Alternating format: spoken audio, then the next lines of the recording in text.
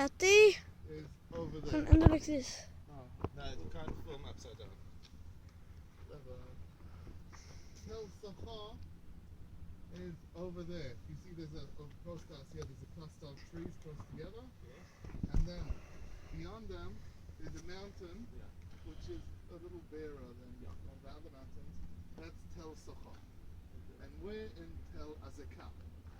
And Samuel 1, it says that between Tel Azeka and Tel Azeka, Goliath came down in the valley of the Elah Valley, and he said, whoever can face me, whoever can beat me, come out and try it.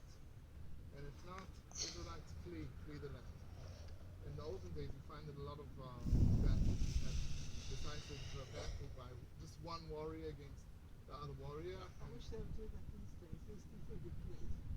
You might lose also. Then you won't feel happy. So where we are, this was the Israelite settlement. Over there, Tel Azeka was the Philistine settlement. And in the middle, we had Goliath. And every day he would come out. And he would scare all the Jews. Everybody was scared of him. And Saul said, King Saul, whoever can beat him will marry my daughter. And then David comes along, this little redhead kid, teenager, and he says, I can do it.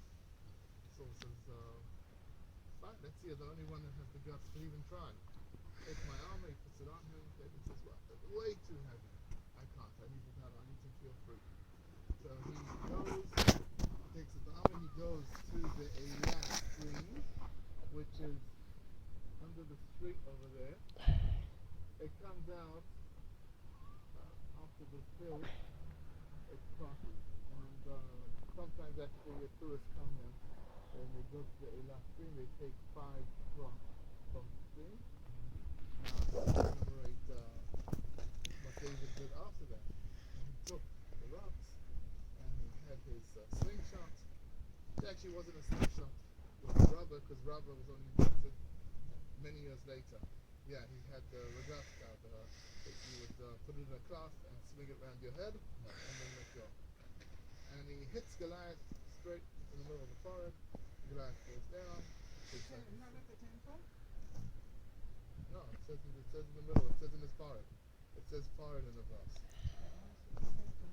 Well, that's the English translation. Because that's the easiest way to kill somebody. The temple. Yeah, well, it's also technically correct because the forehead includes all of those theories.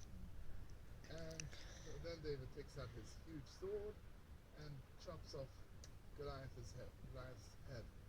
And then all the Philistines run away through Sha'araim. That way. Now that is where my mother wants to go. If you look at the hill close to us, you see the lot of trees. The hill just afterwards is like a bare spot in the middle. Yes. That is Kirbat Kayafa, which may be Sha'araim. Sha'araim is 2 doors. Or it's plural for doors. Okay. So you have 2 gates for that city over there, which is very unusual to have 2 gates to the city. So archaeologists say it may very well be Sha'araim. So the Philistines see what happens to Goliath and they run up that way, and the battle is over. The war is over and David won. And then there's the whole story of with Saul and David. There's food, whatever it is, David. And Saul gets jealous of David because the women start saying that Saul can kill 1,000 people, but David doesn't.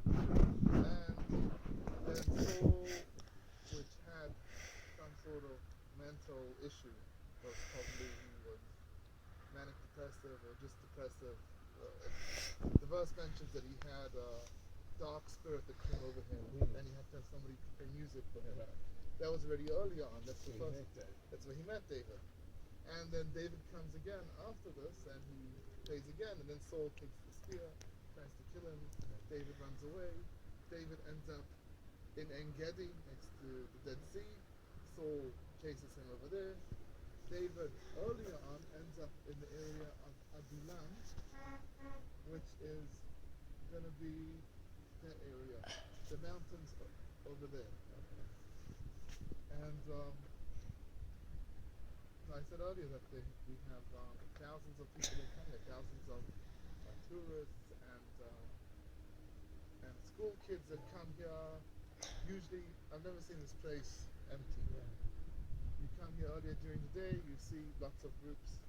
I'm sure this is like way high up in the, if you want to count the importance of sites. And why is that?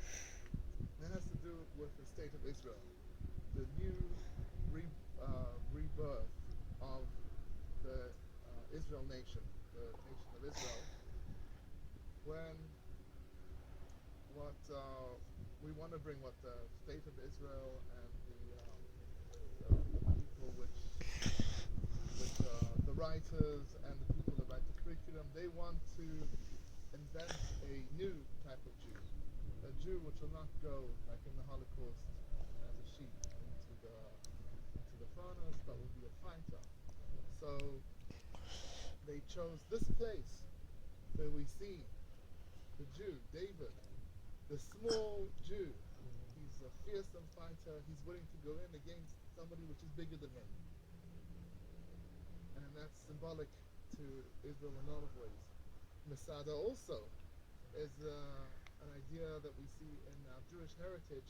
We have that vein where we fight to the end. We're willing to fight to the end, no matter what. Like he Beat said, the Romans. Masada shall not fall again. Yeah, and Masada shall not And fall you again. shall that's never, also- I mean, you committed suicide. You never Yeah, it's not a nice story, really. the idea of Masada is that we take on the Romans till the bitter end, and we won't let them win, even if it means killing ourselves, which is more of a complicated message. The story over here is cut and clear. The little guy against the big guy, and the little guy wins and becomes king of Israel.